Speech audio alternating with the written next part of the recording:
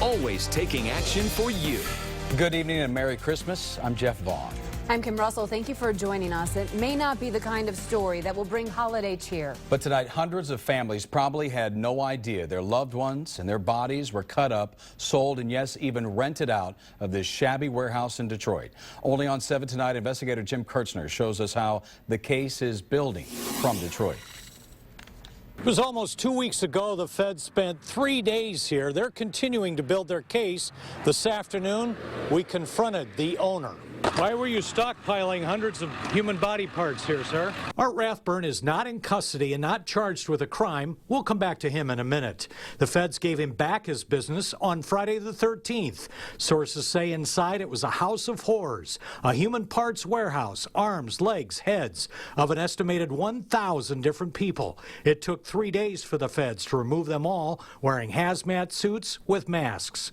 Art Rathburn has a Michigan mortuary science license, active since 1982. In fact, this week when 7 Action News asked state licensing officials about an on-site inspection, we were told the buying and selling of human remains is under the state health department. But a spokesperson for that department says that's not the case. So there is no indication the state ever inspected this shabby warehouse. State officials now say they have an open investigation.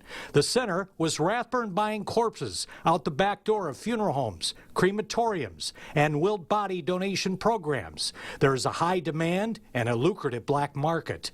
Body parts are used in anatomy classes, practicing medical and dental procedures, and in some cases, tissue transplant into live people. Sources say both are part of the Rathburn case. The bodies inside his Detroit warehouse, sources say, were kept on ice, not embalmed, to keep them fresh for the market. What do you say to all those families who had no idea their loved ones were in here? Sources say Rathburn did business outside of Michigan and outside of the United States, shipping his body parts through airlines cargo out here at Detroit Metro Airport. The other question investigators are putting together who may have worked with Rathburn. He advertised his business on the internet as International Biological. Are you worried about going to prison?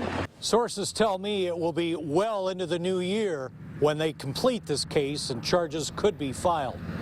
On Detroit's east side, Jim Kurtzner, 7 Action News.